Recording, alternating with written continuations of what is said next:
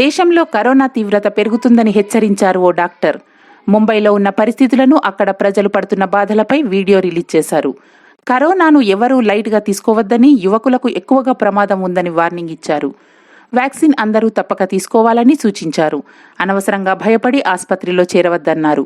వీరి వల్ల సీరియస్గా ఉన్న పేషెంట్లకు బెడ్స్ దొరకడం లేదని ఆవేదన వ్యక్తం చేశారు ఆ డాక్టర్. गुड मॉर्निंग मेरे परिवार वालों और मेरे फ्रेंड्स.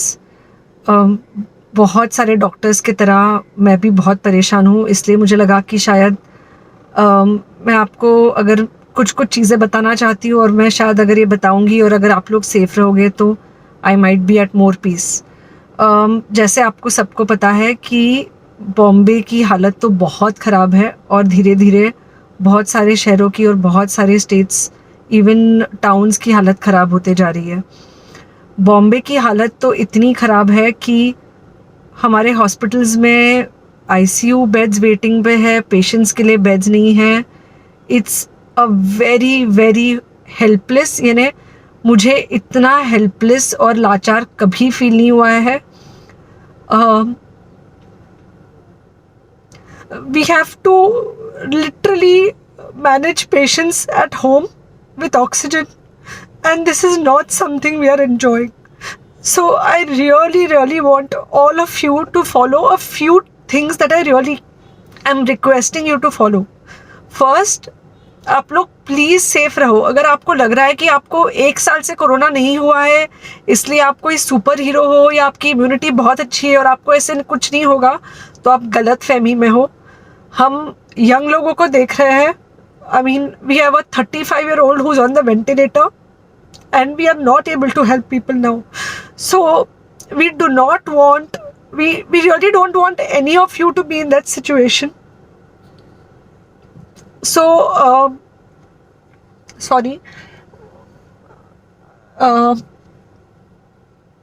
I think ये जो इमोशनल ब्रेकडाउन है हम डॉक्टर्स में अब सबको कोई ना कोई समय हो रहा है, because we've not been so helpless. Okay. So most importantly, please take care of yourself. Right now, COVID is everywhere around you. Okay? तो अगर आप घर से बाहर निकलो, maybe you're meeting your friends, maybe you're meeting your family. It does not matter. You have to be masked. Okay? Just because आपको अभी 1 साल से कोरोना नहीं हुआ है या आपको पिछले साल कोरोना होकर जा चुका है, इसका मतलब ये नहीं है कि आपको वापस कोरोना नहीं हो सकता. You can still get COVID. तो please keep your self very well masked at all times. अगर आप घर से बाहर निकल रहे हो तो घर के बाहर निकलो, मास्क होना चाहिए. मास्क सिर्फ इधर नहीं, मास्क पूरा नाक से पूरा यहाँ तक होना चाहिए. दूसरी बात, अगर आपको कुछ होता है, अगर आपको बुखार आता है या कुछ होता है, पैनिक मत होइए. Do not get unneeded investigations done. Get in touch with me obviously immediately. And most importantly, आपके जो फ्रेंड्स है या कोई भी है उनको बोलो पैनिक में होकर एडमिट ना हुए हॉस्पिटल में. फ़िलहाल जो सिचुएशन है वो ऐसी है कि बहुत सारे हॉस्पिटल्स में स्टेबल पेशेंट्स एडमिट हो रहे हैं और बहुत सारे लोग जिनको एक्चुअली ऑक्सीजन की ज़रूरत है उनके लिए हमारे पास बेड नहीं है. इनफैक्ट हम लोग घर में लोगों को ऑक्सीजन दे के मैनेज करने की कोशिश कर रहे हैं और ये हमने पहले कभी नहीं किया है कि हम इतने सारे लोगों के लिए बेड्स ढूंढ रहे हैं, इतने सारे लोगों को घर में मैनेज करने की कोशिश कर रहे हैं. So please leave beds for people who actually need it, who have pneumonia, who need oxygen and who will need to be under very close medical care. Third thing, if you have not taken the vaccine, अगर आपने vaccine नहीं ली है किसी भी कारण से, हो सकता है आप ट्रैवल कर रहे हो सकता है आपको वैक्सीन की हिचक हो सकता है आपने कुछ व्हाट्सएप पे फॉरवर्ड पढ़ा हो कि वैक्सीन की वजह से कुछ साइड इफ़ेक्ट्स हो रहे हैं या कुछ हो रहा है. It's untrue. Please take your vaccine.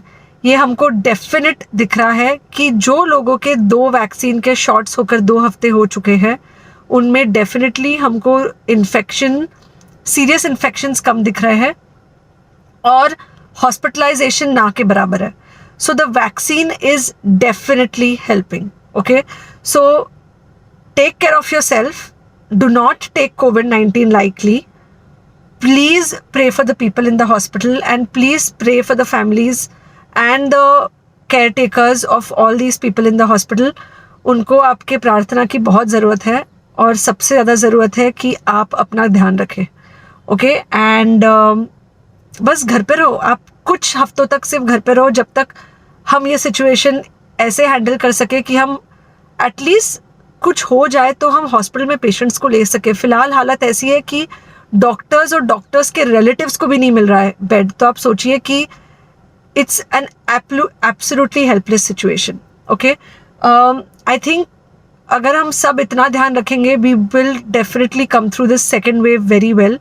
Okay and then we will have to work on not allowing a third wave. So third wave का हम बाद में सोचेंगे, वो तो नहीं आना चाहिए, पर जो ये सेकेंड वेव है इससे हमको कोई भी हालत में एकदम सेफली निकलना है. Okay take care, I really love you.